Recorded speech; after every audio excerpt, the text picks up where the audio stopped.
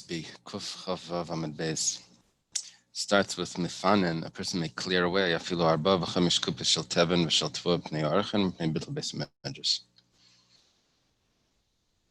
A person can clear away 4 or 5 boxes of straw or grain because he needs the area for guests or he needs the area for students. And what's the issue here? Why do you have to? What's the issue? The issue is that it's considered a tircha on Shabbos. Tircha is an exertion. On Shabbos, you shouldn't be doing moving. It means like you shouldn't be. So I'll change this room for that room, and beds and furniture and everything. And the whole Shabbos is just going to be moving furniture. You're not supposed to do that. Now here we're not. It's not an issue of muktzah. For some reason, there's no problem of muktzah here. Talking about now, you need an extra room because you have guests or something. So because of those guests, you're allowed to move your storage around. How much storage? 4 or 5 boxes. We'll see in the Gemara. Or because you need it for a place to study, for the bittul beis, for the beis medrash. The Gemara needs to explain, but not a storage. We'll see what that means, but not a storage. The Gemara it's machlekes, we'll see. Okay, now we have to discuss what type of grain and things will not be muktzah. So it says, Mipana Truma Tahira. Let's say the person is not a kohen. So there's certain types of foods that he's not allowed to eat. But nevertheless, it's not, these foods aren't muktzah for him. The truma is not muktzah because a kohen is allowed to eat it. So therefore, it takes away the status of muktzah. It wasn't set aside. Technically, it could be used. It could be eaten by a kohen. Udamai. Demai is grain that it's not sure, it's unclear if it was tithed. Really, you're not supposed to eat it. But here there's an exception. It's not considered muktzah. Ma'aserishin shnitla trumase. Ma'aserishin is the tithe that's given to the Levi. And the Levi gave a tithe of a tithe. That's a tenth of a tenth. He gave it to the kohen. It seems like everything is good here. It seems like the Gemara is going to ask this as an obvious one. You don't have to tell me this. You'll see that the Gemara has a chiddush about this. There's a second tithe. The first tithe is given to the Levi. But then you have to take off another 10% of your grain, and you have to designate it that it's going to be brought to Yerushalayim and eaten in Yerushalayim. You can't carry all that grain to Yerushalayim, so you redeem it. Once you redeem it, you're allowed to eat the grain back at home, and the money that was the redemption money is taken to Yerushalayim. Or hektish, something that you designated to the temple, and then you redeemed it. So once you redeem it, the money becomes the hektish, and what you're left with is the original item you're allowed to use. So those things, you're allowed to move them on Shabbos as well. They're not muktzah. They've been already redeemed. But turmis a yavish. Turmis is some type of vegetable. I'm not sure exactly what it is. Do you have any translation there? I think it's a bean. It's a type of bean. If it's dry, then you can move it. Some say it's laniyim. It's a food for the goats, and so therefore it's not considered muktzah, and you can move it. Avalayas hatevel. This is produce that the truma, the gift to the kohen, the gift to the Levi, was not taken. Avalayas ma'aserishin shleinet trumasa. Or if this is the actual tithe that was given to the Levi, and we're dealing with the Levi here, and the Levi didn't take the truma off the tithe. He didn't take a tithe of the tithe to give it to the kohen, so this is not permitted to be consumed on Shabbos. Or let's say this is a tithe that you're supposed to bring to Yerushalayim, but you didn't redeem it yet. So you can't eat it because you're not in Yerushalayim. So, and there's no potential of getting to Yerushalayim. Luf is also a type of bean, but it's not eaten by animals. So therefore, it's considered muktzah. And not mustard. Yes, that's also not eaten by animals. And I guess for human consumption needs to be prepared. So that's considered muktzah. Reb Shimon ben Gamliel matir beluf, Reb Shimon ben Gamliel allows you to move luf, because ravens eat it. All right. Now you don't. You're not supposed to be feeding birds that you don't own on Shabbos. However, Reb Shimon ben Gamliel, as we're going to see, he thinks that every Jewish person could be wealthy enough to have a pet raven. And as we've seen opinions similar to this before, and Abaye is going to put them all together. Okay. Chavile kash, bundles of straw, chavile eitzim, bundles of wood, chavile zradim, and bundles of other types of sticks. If these were prepared for animal food, notice these are the types of wood, sticks, or straw that's used for feed for the animals, then you can move it, because this has a use on Shabbos. Something that doesn't have a use on Shabbos, you can't move. If it has a use, then you could. So this has a use. It's animal food. And the young sticks are edible. If not, if it wasn't designated like that, then you can't move it on Shabbos. Okay, that's the Mishnah. If you look at the beginning of the Mishnah, we said that you're allowed to move 4 or 5 boxes. Now that's vague. 4 or 5. You know, when they say when you're selling something, they say, how much does it cost? You say $4 or $5. So the seller, he heard that he said $5. The buyer heard that he said $4. So over here, the Mishnah says 4 or 5. So what's the what is it? Is it 4 or is it 5? It's what's going on? If you can move 5 boxes, that's not considered exertion, extra work on Shabbos. If mefanim, you're allowed to move 5 boxes, so you have to tell me that you're allowed to move 4. Amar Rav Chisda arba michamesh. Rav Chisda says you're only allowed to move 4 out of 5. If you have 5 boxes, you can't move the last box. Move 4. What's the problem with the last box?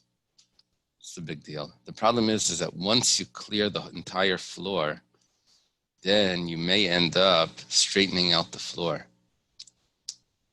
Once everything is cleared, you're going to say, oh, this is a good floor to mop. But the issue is not the mopping. The issue is they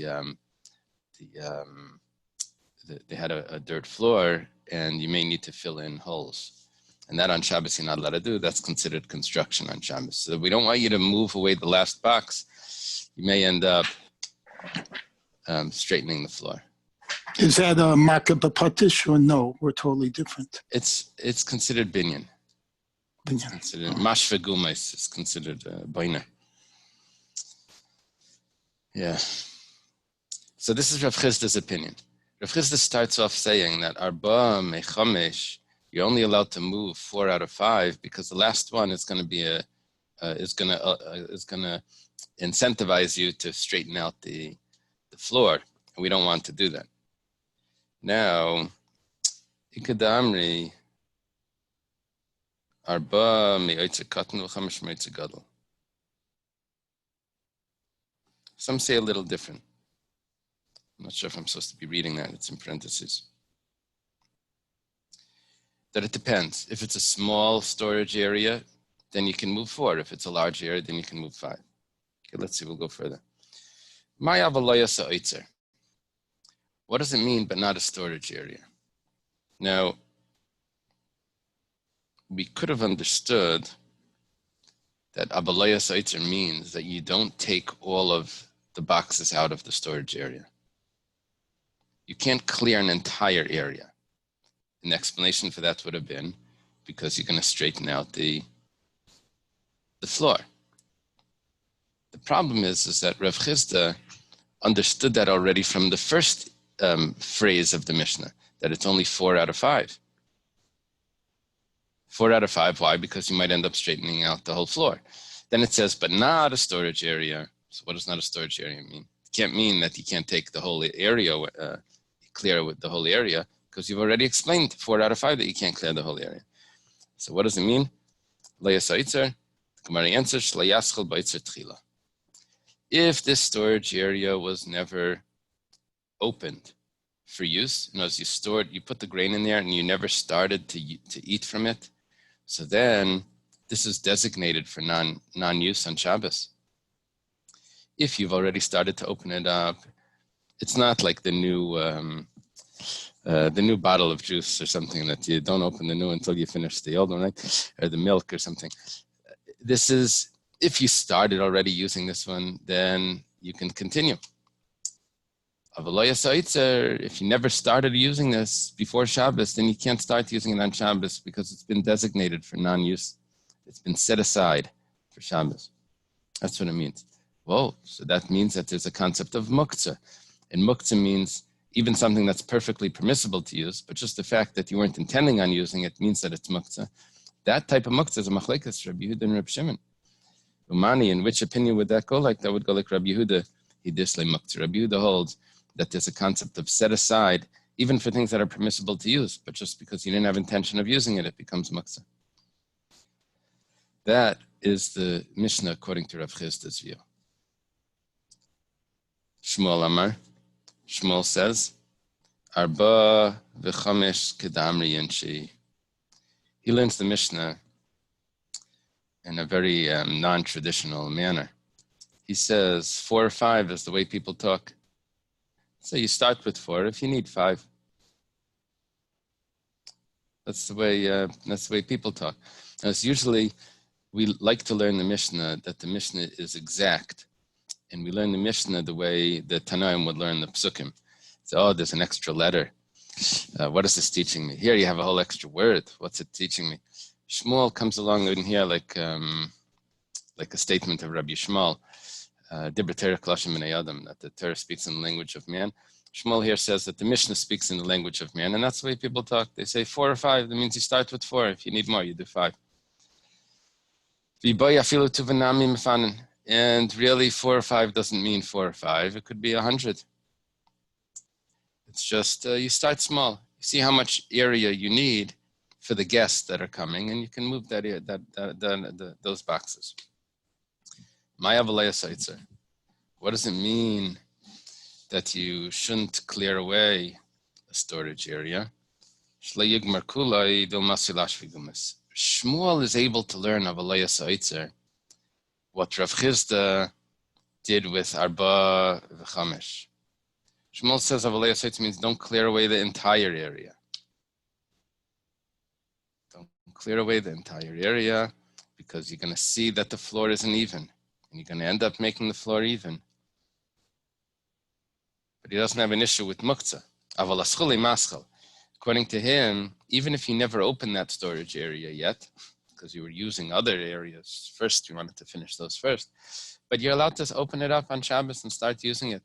Mani Reb Shimoni de Leslie Muktzah goes according to the opinion of Reb Shimon, who doesn't hold that there's a concept of muktzah with things that are permissible to use just because they were set aside. Okay. Taner Rabbanan, it was taught in a brisa. You're not supposed to open up the storage area for the first time on Shabbos to begin using it. This goes according to the opinion of Rabbi Yehuda, like Rav Chisda was teaching the Mishnah. But you're allowed to make a path if you need to walk through.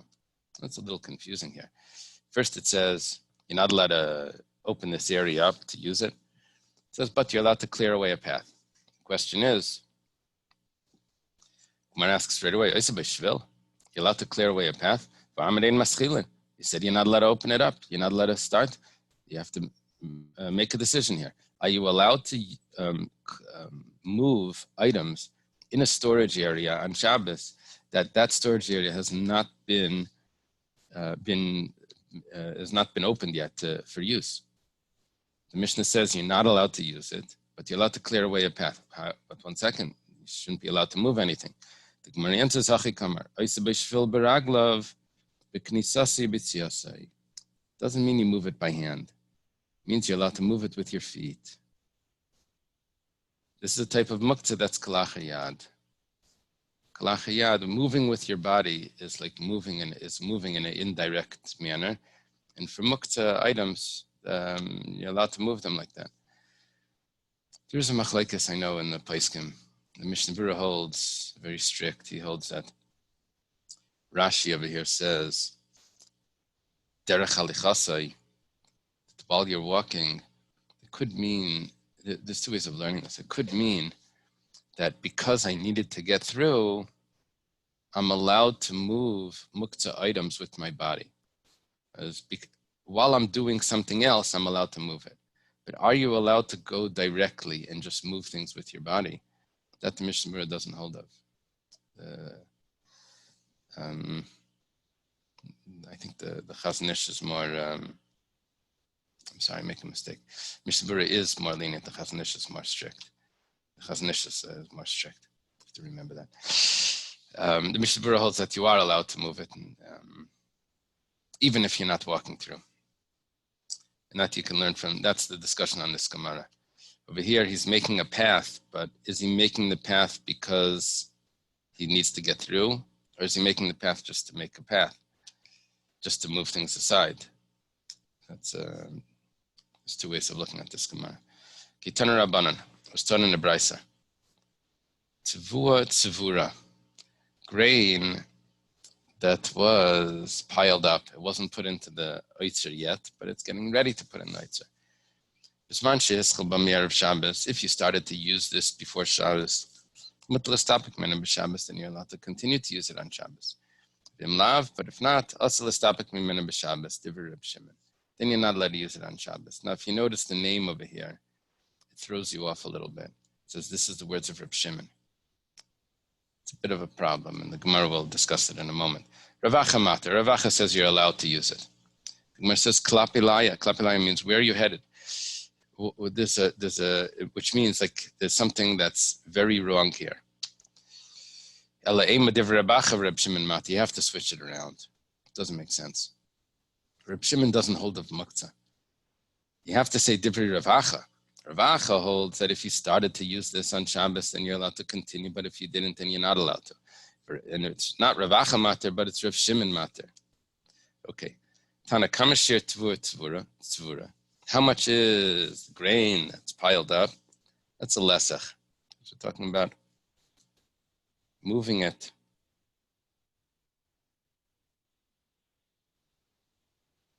It's not considered a pile. I don't know if the Gemara here is referring to moving it or if it's referring to using it, taking from it. Rav Nachumi bar Zachariah me Abaye. Rav Nachumi bar Zachariah asked Abaye the same question. Shir tavua tzvura bekama. I guess it means moving it. How much tzvura, what's considered a pile?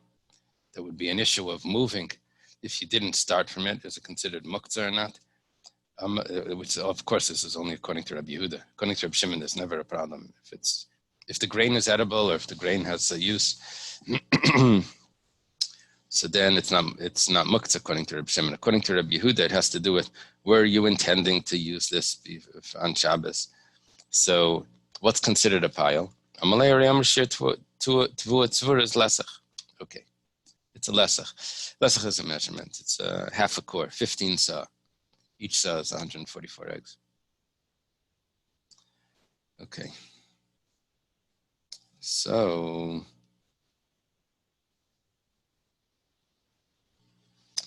Iboilahu, there's a question. The yeshiva has a question. Hani arba v'chamish kupas t'ka'amar. When we said that you're allowed to move 4 or 5, now the Gemara's question here is only according to Rav Chizda that says 4 or 5 means 4 or 5. According to Shmuel, 4 or 5 didn't mean 4 or 5. It meant however much you want. But according to Rav Chizda that says 4 or 5 is exactly the amount that you're allowed to move, which is 4 out of 5, whatever. Does that mean 4 or 5 in Tfeilai, but you can't move more? Alma, what do we see? L'mu'ti beilucha adif. Really, I could do this in another way. These 4 or 5 baskets could be a little heavy. I could divide them up into smaller containers, and I could go in there and take out. And I could make a bunch of trips and make it easier on myself to carry it. However, the walk is going to be more because I'm going to have to go back and forth. I'm going to need to make more trips, but it's going to be lighter, it'll be easier on my back, let's say. Is that allowed to make more than four or 5 trips? Or is it better? Kumar is asking like this. Do I need to carry it in a way where I only make, I leave it very heavy, but I make 4 or 5 trips and that's it? Or can I make many trips of something that was 4 or 5 baskets? Is it 4 or 5 trips or 4 or 5 baskets? If it's 4 or 5 baskets, then I can do many trips, as long as it's not more than 4 or 5 baskets. Or is it 4 or 5 trips, and I have to move the baskets as is? I can't do more than that. Okay. The question is, what's considered the bigger tircha on Shabbos? The walking back and forth, the many trips, or is it the carrying? Yeah, probably. I mean, this type of question is you see the people that are moving the groceries from the car or something. Sometimes they take 2 bags at a time, and they make a bunch of trips. Sometimes they take 20 bags at a time and they slap the whole thing in one. And go, that's what the Gemara is asking. What's considered the tircha on Shabbos? The many trips, or is it the load? So Tashema, come and listen. The Tani Chada, one brisa says, "Mefan nafilo arba v'chamish kupis shel kadi shemen shel kadi yayin." It says you're allowed to move 4 or 5 baskets of jugs of oil or jugs of wine. The Tani Idach, another brisa says, "Eser v'chamish esrei, 10 and 15." Well, 10 or 15. My love, must be that we found brises that actually are these 2 opinions. One brisa holds that it needs to be 4 or 5 trips. Another brisa holds that it can be many trips. The Mar Savar Mutabi Luchadiv. The brisa that says 4 or 5 means that you can only do 4 or 5 trips. That's your max amount of trips of clearing away an area for people to come. You can do 4 or 5 trips and that's it. Mar Savar, the one that said 10 or 15, Lemuti b'masi yadav. You have 4 or 5 baskets. That's your limit. I know that. But I can break it up into smaller trips, into smaller loads, and make multiple trips back and forth to be able to move this. It's machlekes. We had a question. We found 2 brises. Those brises tell us that it's a machlekes because the brises are contradictory. The Gemara says, "Loi." It's not necessarily so. The Kuli Alma Miuti Bihilucha. If everyone holds that it's better not to walk more on Shabbos. Misaver Spesa V'chamish Asara Kupes Koi. Do you think that it means 10 or 15 baskets? Akadin Koi. V'lei Kasha Hadam Mishtaklin Chad Kupa Hadam Mishtakli Trei Hadam Mishtakli Tlasa Tlasa. Ubedekuri Der Panya. It says like this. The basket has in it other containers. So when we said 4 or 5, we're talking about a basket that has very large containers in it, and each basket only has 1 container of oil or wine. So it's a box that has this massive barrel or a jug of oil. You're allowed to move 4 or 5 of them. The next one has 2 per case. So you're allowed to move 5 boxes. That means 10 jugs. The next one has 3 per case. So that means you're allowed to move 15. But no one says that you're allowed to make more trips. The two brises, one brise says 10 or 15. Those are cases where they're just discussing how many jugs per case there are.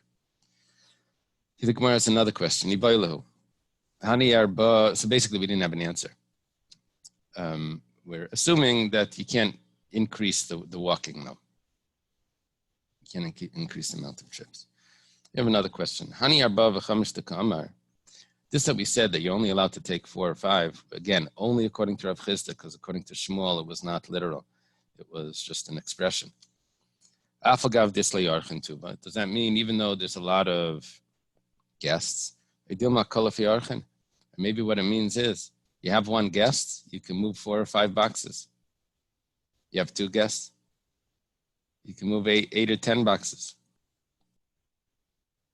And it's going to go up. For each guest, you have another one. You have another set of 4 or 5 boxes that you can move. You know it's 4 out of 5. So. And if you're going to say that it goes according to the guest, we have another question. Is one person allowed to move for all the guests, which is a huge exertion? Or do I need a different person per 4 or 5? The way the Gemara words it is that each guest moves it for himself. It doesn't have to be the guest moves it for himself. It could be that I just have a different household member move per person, but I can't do it all. One person shouldn't do it all because that's not Shabbos Daf. To do all this moving comes back to. What's the malacha that we're discussing here? It's just it's considered uvdin dechal. It's considered weekday work to move around the rooms. So it's indoors. It's indoors, yeah. So it's not a question about carrying. It's just about it's not Shabbos Daf. What's the issue? Yeah. It's about let's say you would want to move. I had this once. There was a hurricane coming, and I had my bookcases right next to a window or something. I remember the hurricane was supposed to come right after Shabbos. I wanted to move I had a huge window. I wanted to move it to the other side. I don't remember exactly if I wanted it in front or in back or away. I don't know. But I think I wanted it in front to block the window. So on Shabbos, I wanted to move the whole bookcase. It's a huge job. Take out all the books, you move it over, put it back in. It's a huge job. It's a problem. When you're done, you're sweating and everything. It's uvdin dechal. It's weekday work. That's how some Rishonim look at it. It's otherwise it's just tircha. We had it even before that if you have to walk somewhere on Shabbos, you have to take the shorter walk. You're not supposed to increase in the walk. Shabbos is a day of rest. So you're thinking if you have to bicycle, you have to take the Sunday morning. Yeah. Okay. Tashima.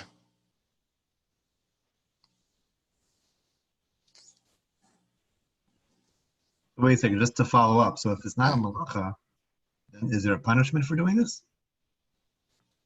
No, it's all rabbinic.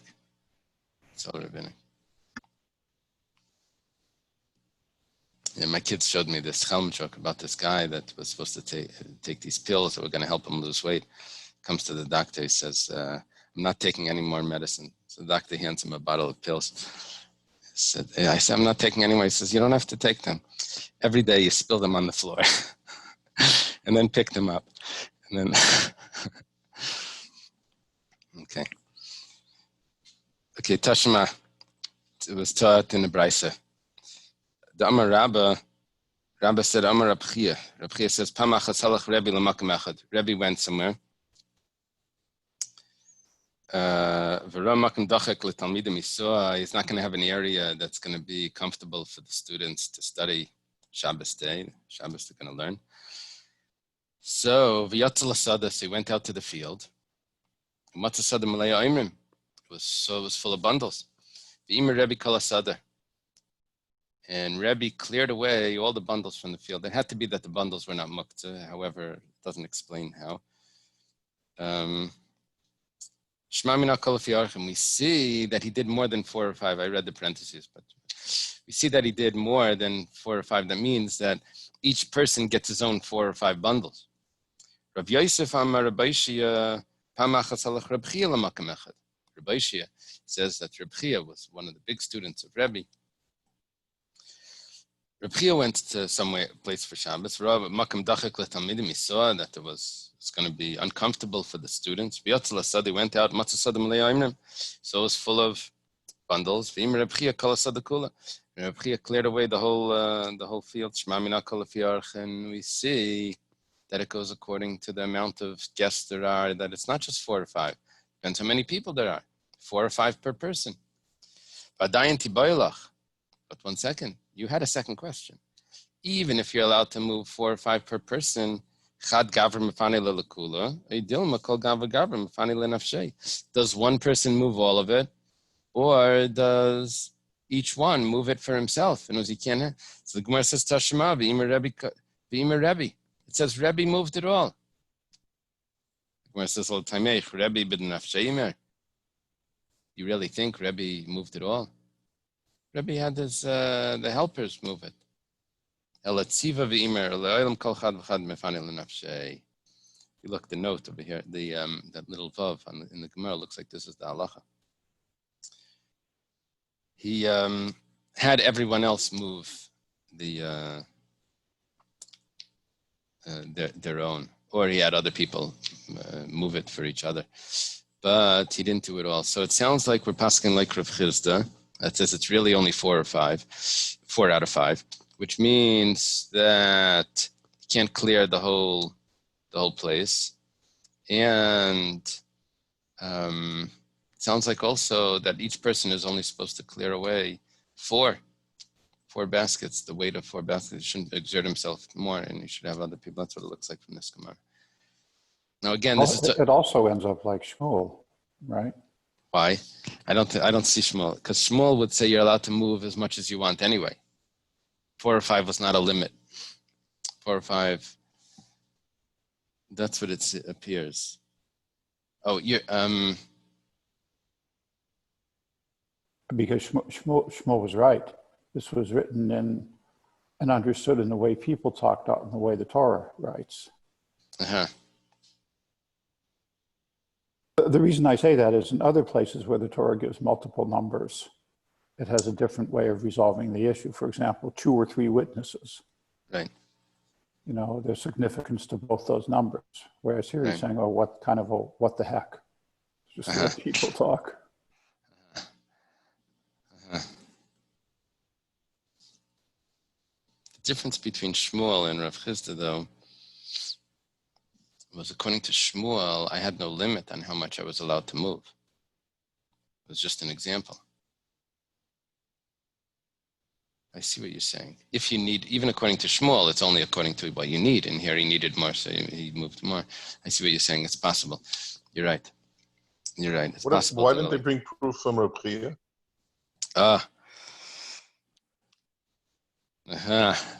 That's a good question. Because maybe Reb Chia moved it all on his own. Rebbe was fabulously wealthy. It says, G'dayli Ma'aser Chia. He was a very hard worker. Yeah, tell me more about that. What does it say? G'dayli Ma'aser Chia. Wasn't he the one who planted the flax and caught the deer and yeah. Uh-huh. He did all the work himself. Wow. That's a good question. Wow. Very good. Yitzi would say, take the rest of the day off. Take the rest of the day off. Wow, that's a good question.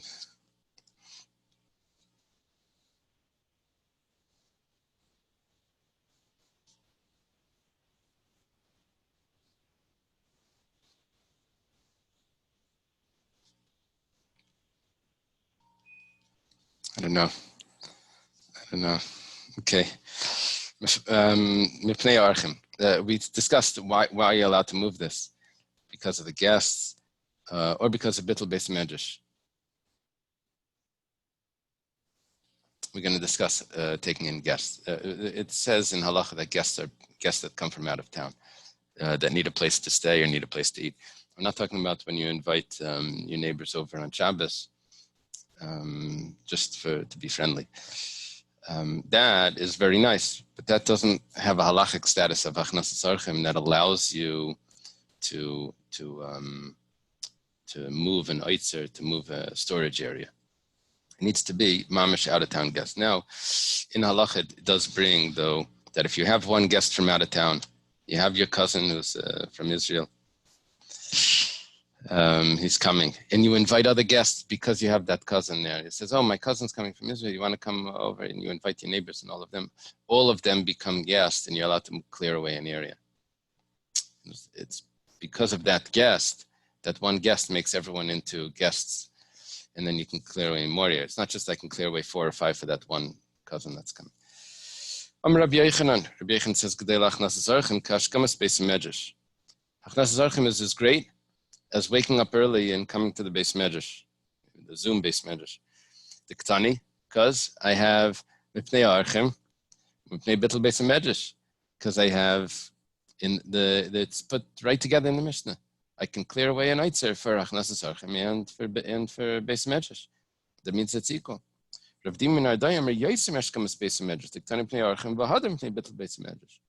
at which one says first. Inviting guests is even greater than waking up early to coming to the beis medrash.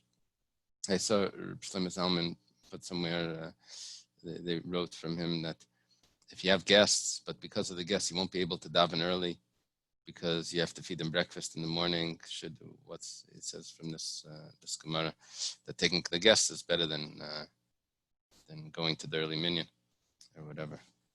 Rav Yehuda says in the name of Rav that inviting guests is greater than receiving the Shechina. The Ksiv, because by Avram it says, Avram was speaking with Hashem. Hashem was visiting him, and then he sees the guests. And there's 2 pshatim in Rashi what the following pasuk means, but it says Vayimar Hashem. It says Hashem. He says, please wait. I have to go. Don't go away. Let me go take care of the guests, and I'll be back. He asks Hashem to wait. Put Hashem on hold. Rabbi Lazar says about this. It says, look, Hashem is very different than a human being. A regular and amongst human beings. A person of lesser importance can't tell the more important person, wait for me, I'll be back. But by Hashem, he says, Hashem, emna matzasi v'gaimer. Vayimar, I think the pasuk says Vayimar. Am I correct? Vayimar, the difference between Vayimar and Vayomer is, Vayimar means that you have to stop right there. Otherwise, Vayomer, you could possibly read it, Vayomer Hashem, which would mean Hashem said. Vayimar means, and he said, Hashem, God, do not go. And he said, well, it's saying, and the next part goes in quotations, Hashem. The other way is that he's speaking to his angels, according to the angels that came. Rashi says it's not a Shem Kaddish, it's just saying, my master, which is, okay. But you see, Avram tells Hashem to wait. Amar Rabbi Yehuda bar Shila, Amar Rav Asi, Amar Rabbi Yochanan. Rabbi Yehuda bar Shila says the name of Rav Asi and the name of Rabbi Yochanan. Shisha Dvarim,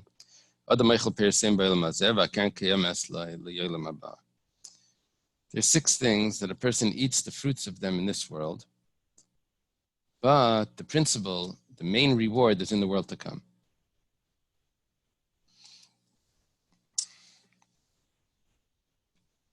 And these are them, achnasas orchim, inviting guests, bikur chaylim, visiting the sick, or helping whatever with the needs of the sick. Iyun tefillah means concentration in prayer. Hashkamas beis medrash, going to study early. Megadol banav l'talmud Torah, raising sons to study Torah. V'adanas charei l'kav zchus, and judging others favorably. But if you want to remember that this page, this Gemara is on this page. So, kaf zchus. It's Chav Zayin. Kuf Chav Zayin. You have to add the 100 there, but that could be a symbol to, if you want to remember. Eini, is it really so that there are these 6 things that that you have the rewards, the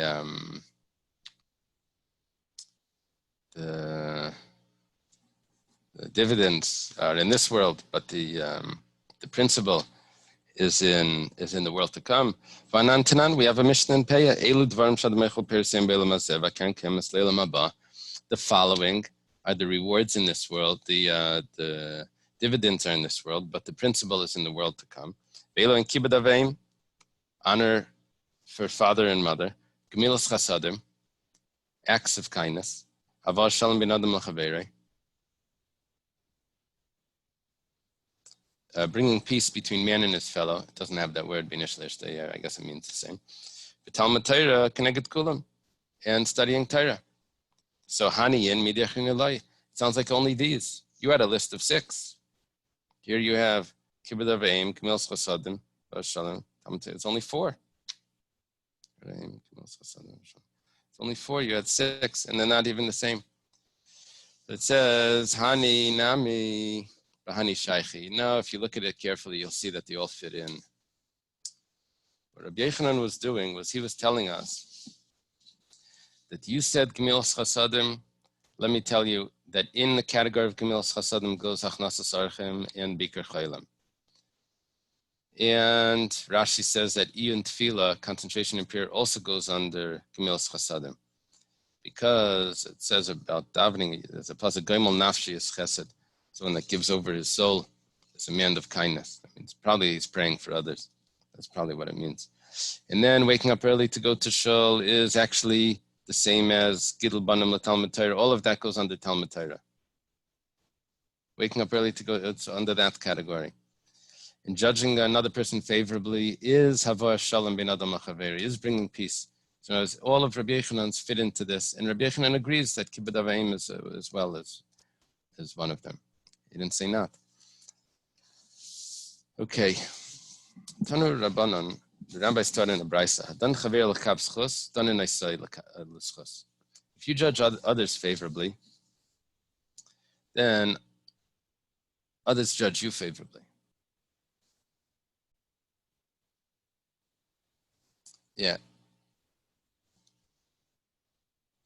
Ma'aseh b'adam echad, there's a story. Sheyared Migola Elyon v'niskar etzel balabayas echad bedarim shalishanim. He went from the upper Galilee and he came down to the south and he was hired by a employer for 3 years. Erev Yom Kippurim Amalai, it was Erev Yom Kippur. He tells to his boss, he says, Ten li schari, ve'elech vazan esish tivane, give me my payment. I want to go to give support my wife and children. Amalai, the employer said to him, Ein li mais, I don't have any money. Amalai, ten li peiros, okay. Yeah, he says, I don't have cash. He says, so give me produce. Amalai Ein li, he says, I don't have that either. He says, ten li karka, so give me some land. He says, Ein li, I'm out. He says, ten li behema, so give me animals. He says, Ein li, I don't have. Ten li kar muksasis, so give me clothing, cloth, pillows, blankets. So I don't have. Sounds typical. Someone that owes money. You say, well, pay back. He says, I don't have. So what about that building and the Ferrari you just bought and the dog and the thing? He says, I can't. I'm sorry. I don't have. It's very, very common. And okay, Hifshel Kelev La'acherav throws his like satchel or whatever over his back. She goes depressed at home. La'achar regel, after the holiday, Natal Balabayas, the owner takes the payment biyadai in his hand. He takes the money. He takes a load of 3 camels, one of food and one of drink. You know, each camel is loaded with these things. I guess it means delicacies. Balach Leila Beisai goes to the house in the upper Galilee, I guess, of the worker. They ate and drank. He gives them the money. When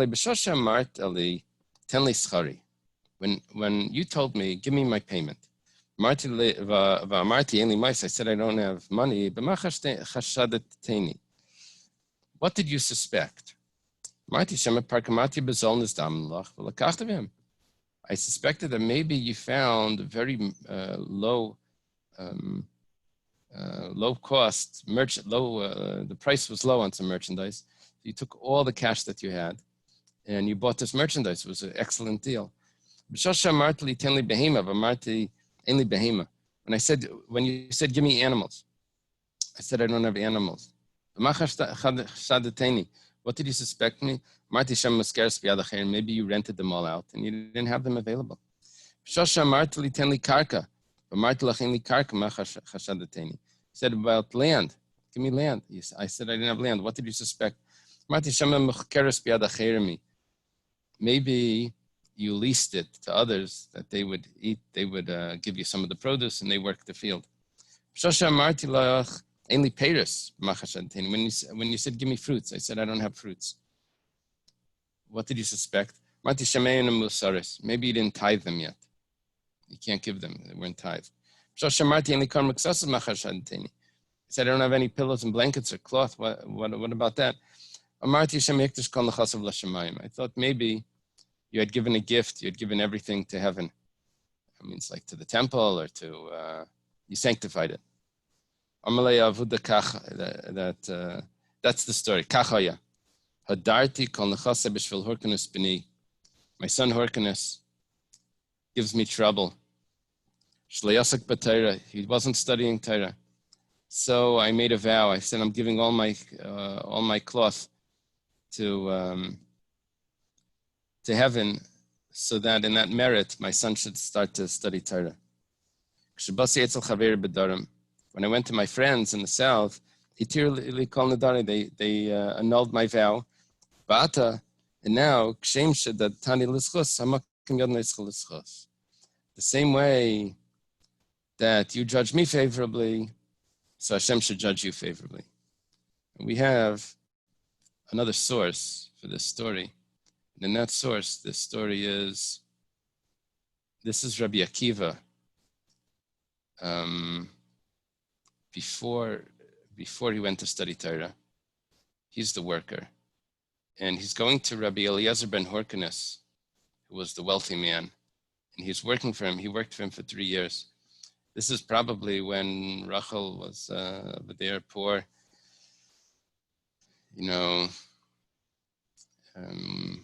She had straw in the hair, all of that. It's probably during that time. He used to work for her father, right?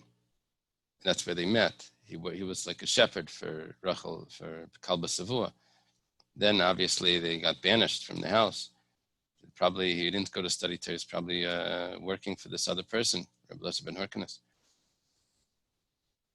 Doesn't tell us what happened. We are Hashem judged him l'schus. But some commentaries say the fact that the friends found a solution for his neder, for Rabbi Eliezer ben Horkanus' neder. So that's schus. That was the schus that Rabbi Akiva had. He judged him favorably. They were able to find a Pesach, a way out of the neder. Okay, whatever. Taner Rabbanan, Ma'aseh b'chassid echad. There's a story of a chassid. Rashi tells us that a chassid is either Rabbi Yehuda ben Bava or Rabbi Yehuda ben Rabbi Eloi. One of those. He gives us two options. Doesn't tell us who. He gives us two options. Shapada riva achas bas Yisrael. Apparently there was a girl that was taken captive. He went to redeem her. Was captive by the Goyim, he redeemed her. They came to a place to stay. He had her sleep by his feet. The next day, Yard V'Taval, he went to the mikveh. And V'shanal Tamidim, and he taught the students. Amar Lahen, he said,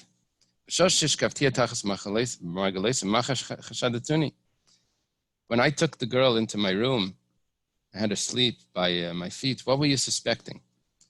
Amarno, the student said, Shemi yesh bana talmid she'ena badak l'Rebbe. Maybe there's one of us, the Rebbe doesn't know so well, and he doesn't want to leave the girl amongst the students. He doesn't know the character so well of the students. He didn't trust us. Thought she would be protected better. What about after I went to the mikveh? Sounds like something inappropriate happened. We thought maybe because of the difficulties in the journey, the teacher became a carry at a mission. That's exactly what happened. Just like you judged me favorably, you should be judged favorably as well. Tanu Rabbanan. The rabbis taught,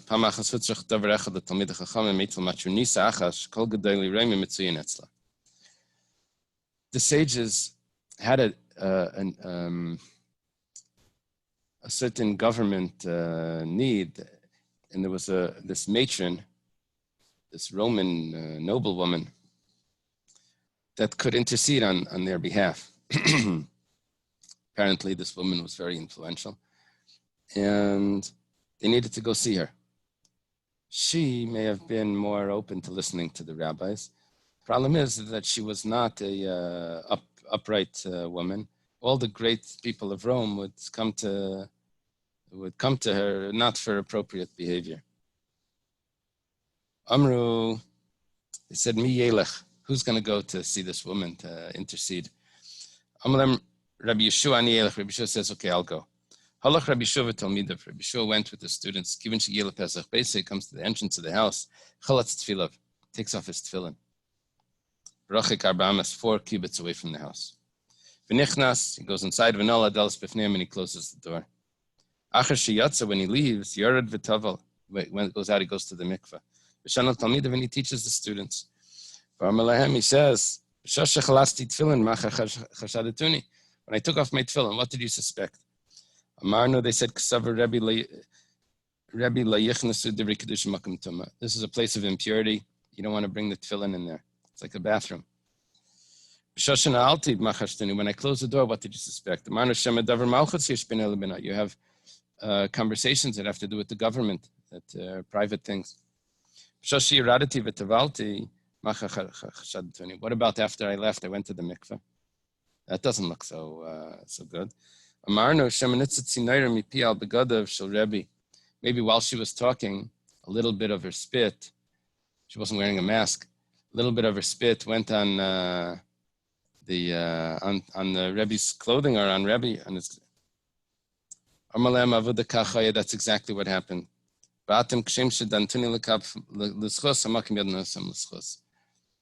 Just like you judge me favorably, Hashem should judge you favorably. Okay. That's the story of Kav Schus. That's Daf Kuf Chav Zayin. Okay, now we said Mefanin Truma Torah. We said that you're allowed to move. Truma Torah, pure Truma. Truma Tameya, there's an issue. But Truma Torah, you're allowed to move.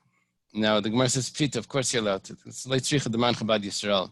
The Chiddush over here is that it's a Chiddush, because we're talking about a Jewish person who's moving Truma Torah, but he's not a kohen, so really he can't eat it. So maybe because he's not allowed to eat it, it's muktzah for him. He's not allowed to move it either. Because a kohen can eat it, so it's not considered muktzah.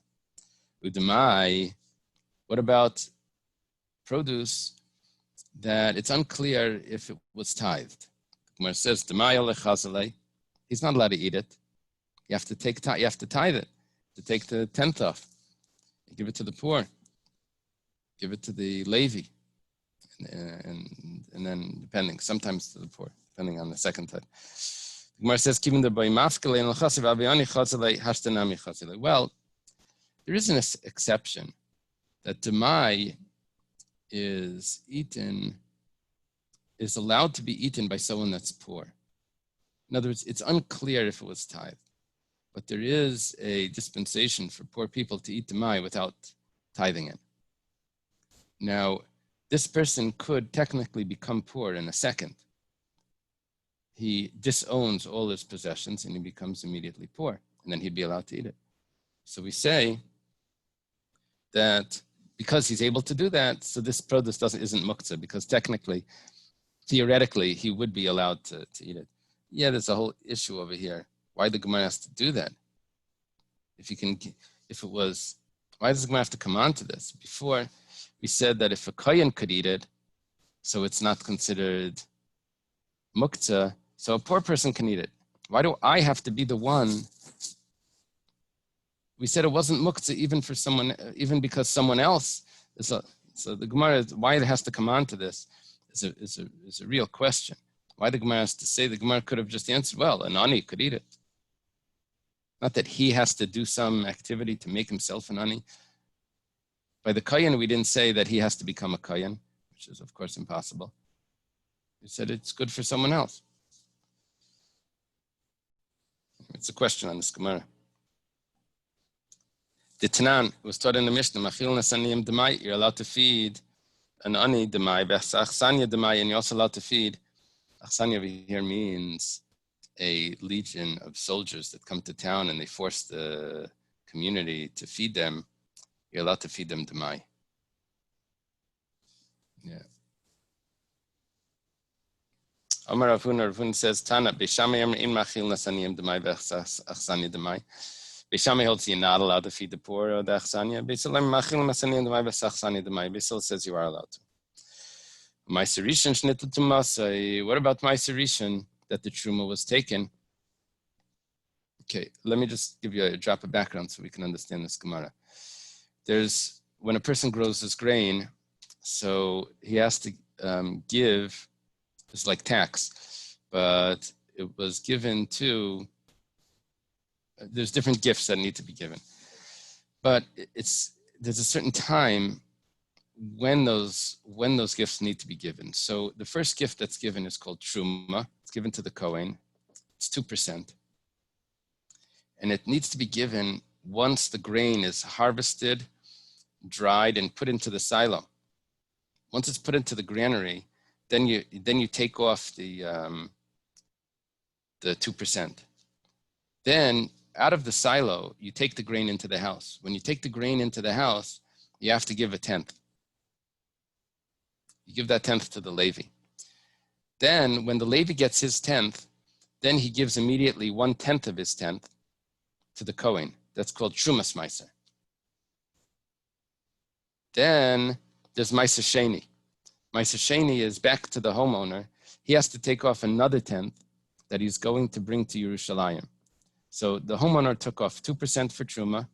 That was required to do when the silo was filled. When the Meiser was brought into the house, he had to take his first 10th. And then he has to take a second 10th. And the second 10th is going to be his own things that he's going to eat in Yerushalayim. It's like money for food that he's going to have when he visits Yerushalayim. That's the second 10th. Now, he doesn't actually carry all that grain. He redeems it, and he has to redeem it specifically on a coin that has a face, that has an imprint on it. It can't redeem it on a blank, even though in those days the silver had the same value as the coin, but nevertheless, it needed to be an actual coin. It needed to be, it wasn't like today's money. Okay, so we said over here, Ma'aser Rishon, that the Truma was taken. What's Ma'aser Rishon, that the first tie that the Truma was taken? That means it went to the Levi, and the Levi took off his Truma. Gemara says, Pshita, that's obvious, that's good food. Of course you're allowed to move it. What's the Chiddush? Gemara says, Leitzricha shektima b'shibalim. The Ma'aser was given to the Levi while it was still in its stalks, before it was put into the silos. So there was really never an obligation on this grain for Truma to be taken. The Ma'aser, in other words, they skipped the first tax, the first the first 2% that's supposed to go to the kohen. They skipped it because the second tax, the tithe, was given to the Levi without removing the truma. However, the Levi took off what he was supposed to do. He took off the trumas meiser.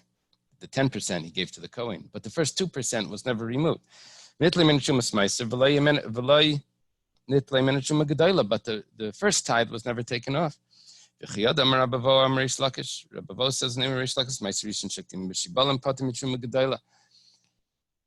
got out of paying this Truma Gedola, and he doesn't actually need to do it anymore. This is the Chiddush of it, that he's saying that because he took the tithe first, he doesn't have to go back and do that Truma Gedola. He doesn't have to. That's a big Chiddush. And that's what we're learning from this. That the Levi will remove a Truma and give it to the Kohen, 1/10 of a tenth.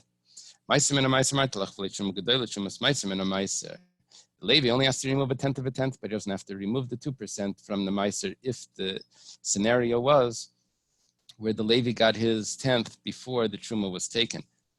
Now, not just before the Truma was taken, it had to be before the obligation of Truma was there. That's a key point. Amalei Rav Papa Abaya. Papa says to Abaya, based on that pasuk, that you said that the Levi only has to take off 1/10 of a tenth, but he doesn't have to remove a 2%. Even if the Levi rushes to the silo and gets his produce, gets his 1/10 before the Truma is taken, even once the grain is in the silo, maybe he should also over there be exempt from the Truma Gedola. Based on the pasuk, a Levi only removes 1/10 of a tenth. He doesn't remove a 2%. So Lipater, you should be exempt. Abaya responds to Rav Papa. Rav Papa was a student of Abaya. So Amalei Alecha Merkra. No, I have another pasuk regarding what your comment. From all your gifts, you should give. 1 second. So one tells me that you have to give, and one tells me that you don't have to give. Myra Isa, what makes you say this one you do give when it's in the silo already, but when it's still in the stalks, you don't give? It says Hay Yidgen V'Hayla Yidgen. This was already obligated this already became grain, and it's obligated in Truma once it's put into the silo. Before it's put into the silo, it's still in the stalk. It's not considered grain. It's not considered obligated in Truma. You become exempt. It's sort of like you're grandfathered in, this type of thing where you got around taking Truma Gedola by giving the Meiser first. Yeah, I'm sure there's ways of doing this with taxes also. I've nothing. All types of tricks, loopholes. Meiser Sheni Chulu. On the base of English, you will need an accountant because the laws of Meisters are very complicated. Isn't that interesting? Meiser Sheni. This is the second tithe. The second tithe is supposed to be brought to Yerushalayim, but you're also supposed to redeem it. So he said, if you redeemed it, you're allowed to move it around. You're allowed to eat it also. The Gemara says, Pshitz, of course you're allowed to move it, and you're allowed to eat it. It's regular produce. When you redeem it, you have to also add 1/5. The way you add 1/5 was, we said, was a little strange. You let's say it was worth $100. So you would divide it by 4. 25, and you would make $100 for the principal. That would be the principal, and then you would add a 5th, which was another 25. Now that's really a 4th, but we call it a 5th because now when you look at 125 together, what's the 25? It's a 5th. So, but you have to add that 5th. So, and Hakamash Milan is coming to tell us that you didn't do the 5th yet. You only did the principal. That the 5th doesn't affect the produce from being eaten. You can still eat that produce, so it's not muktzah. But turmus yavish, we said the dry turmus you're allowed to move because it could be eaten by goats. Dafka yavish, avalachlai, my time given the mara layachlai. If it's moist, then they won't eat it. It's too bitter for the goats. Now we're up at Daf Kuf Chav Ches. Avalaya satevel, but not produce that was not tithed and the Truma wasn't taken. Pshita, that's obvious. There's nothing you can do with it. Leitricha betevel tiveld midirabanan. Big chiddush here. It wasn't really not tithed. It wasn't really the Truma wasn't taken. What's going out over here is you grew it in pots. Shazaru ba'atit she'enakav. You grew it in pots that don't have a hole on the bottom to let the water out, to let the nutrients from the soil come into this pot. That being the case, it's not really considered grown in the land of Israel. Really, it doesn't need truma to be taken. It's only rabbinic. If that's the case, so nevertheless, it's still prohibited to move. It's still considered because of the rabbinic law that truma needs to be taken, and you can't move it on Shabbos. V'lei ma'aser rishon, and you can't move ma'aser rishon that the truma gedola wasn't taken. Pshita, that's obvious.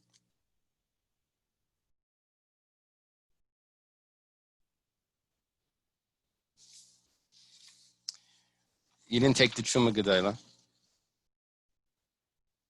We're talking about the first tithe that was given to the Levi, but the truma, the original 2% wasn't taken. So the Gemara says, well, that's obvious. The truma wasn't taken.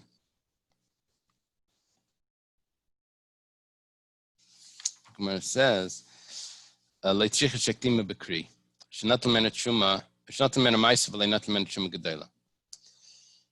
Levi went quickly to the silo, and he got his meiser.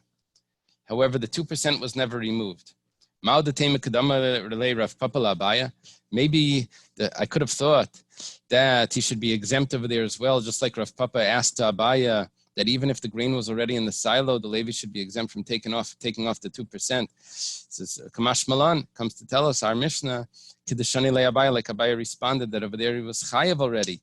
Because it was already in the silo. It only works to do that if it was still in the stalks. Leas Maisa Sheni and not the second tithe. Pshita, this is obvious. You didn't redeem it. Really, it was redeemed, but it wasn't redeemed properly. Meiser Shepadu al Gabi Asimain. It was redeemed on a blank coin. That means it had the value, but it wasn't really a coin. The Rachman Amar V'tzarta hakesef biyadcha. You wrap the money in your hand. The Gemara learns from wrapping the money. The tzarta, it says davar sheish b'tzura. You need to use money that has an image on it. Hektish chila gabi karka, and we're talking about that the hektish, the property that was sanctified, that was also redeemed. And nevertheless, you can't move that. It's not property. It's possessions that were a produce that was sanctified. But you redeemed it with land. The Rachman Amar v'nasna kesef v'kamla, you can only redeem sanctified produce with money, not with property. V'leya saluf, and not with this type of bean. Taner Rabbanan metatlan sachatzav, you're allowed to move chatzav, which is a type of I don't know how it's translated over there. Probably the article says chatzav. The Steinzel said squeal, but I don't know what that is. Because deers eat this. And you can move mustard because birds, the doves, eat mustard. Reb Shimon ben Gamliel says you can move broken pieces of glass because ostriches eat broken pieces of glass. Amalei Reb Nassan. Reb Nassan says to Reb Shimon ben Gamliel, Nassan and Shimon ben Gamliel had a conflict. He tells him, so you should feed them also wood. Probably the acacia trees. No, that's the giraffes. You should be allowed to move wood because. Wait, can I ask a question? Yeah. Do ostriches really eat glass? or is it like hypothetically they I don't know. Apparently. Okay. I'll Google later. Okay. Sorry. Go. Yeah. Apparently, from this Gemara, it seems that's what they would eat. Now he says, so then you should be allowed to move wood as well, but it's not muktzah because it has a use, because elephants eat the wood. Reb Shimon ben Gamliel, Nami Shchichi Pilnei Shchichi. Reb Shimon ben Gamliel says ostriches are more common than elephants. Okay. Amar Ameimar. Ameimar says, V'hu di'eslei namias. According to Google, ostriches do eat glass. Oh, really? Yeah. They do. I just Googled it. Wow. Okay. Yeah. By the way, Google looked it up in the Gemara, by the way. Exactly. I know. They know that. They have the Gemara. Okay. So, continue. Yeah, that's like the Indian, So, the weather. So, this is only if he has ostriches. Amar Ravashi la Meimar. Ravashi says to Meimar, if you really think so, Al the Kamalei Rab Nassan Rab Shimon Gamliel Chavilas Mercy Taltum Leishuk Michael Lepiyam Yeslepila Mamai Loi. If you think this whole discussion is because this fellow has ostriches, and he also has piles of pieces of glass, so he's allowed to move that glass according to Rab Shimon because he has the ostriches. However, elephants, he's not allowed to move wood because elephants are not so common. 1 second, according to this, we're talking about a person that has elephants. If he has elephants that eat wood, why can't he move it? That's their food. Ella Roy, Rav says, no, it's not talking about he has ostriches. It's not talking about that he has elephants. Because it's fit for ostriches, because it's fit for elephants. And therefore, there's a difference. Ostriches, it happens to be that it's more common. So that's why you can move it, but not for elephants. Amar Abaya. Abaya says, do I have 5 more minutes? Yeah, okay. Abaya says, Reb Shimon ben Gamliel, Reb Shimon, Rabbi Yishmael, Rabbi Akiva. These 4 sages, Kulas Viralu, Kol Bnei Yisrael Bnei Malachim. They hold that all the Jewish people are princes. And we're going to show how they hold this. But Abaya is the one that always does this. It's called the Shita. He puts a bunch of opinions together. Abaya does this. And Sukkah, here he's going easy on us. He said 4. In Sukkah, he does 8. Reb Shimon ben Gamliel Hadam. Reb Shimon ben Gamliel, what we said. We said in the Mishnah, we said that they own ravens, that they're fit to have ravens. Over here, we said that they have ostriches, which is probably something that only wealthy people would have, a pet ostrich. So, but nevertheless, every Jewish person is a prince. So he's able to, it would be something that would be reasonable. So therefore, the ostrich food, he should be allowed to move. Reb Shimon, the Tanan, Reb Shimon, as we learned in the Mishnah earlier, B'nei Malachim Sachan al Gav Makasem Shem Verj Kinder B'nei Malachim Lasach B'chol. Reb Shimon Amar Kol Yisrael B'nei Malachim. We had a discussion about oils that you're allowed to put on your skin. So rose oil apparently is very expensive. Yitzi showed us from Whole Foods. So, but if you're a prince, so that would be normal. So Reb Shimon says that you're allowed to use rose oil on Shabbos because all Jewish people are princes. Rabbi Yishmael, Rabbi Kiva, the Tanya, Rabbi Yishmael and Rabbi Kiva, because it says in the Braisa Aresha, Yinayshim Bayelef Mana. Let's say a person owes 1,000 mana and they're collecting it from him. So he shows up in court, Lavish Dalia Baskuf mana. He's wearing a cloak that costs 100 mana. That's $1,000 just for one garment. Mafshitin, I say, they remove it from him. And they put him on the clothing that is fit for him, that is for his class. He was wearing, he owed money, but he spent it and whatever, he's not paying it back. He says, I don't have. And he has very expensive clothes. So they take the clothing off him and they give him regular clothes.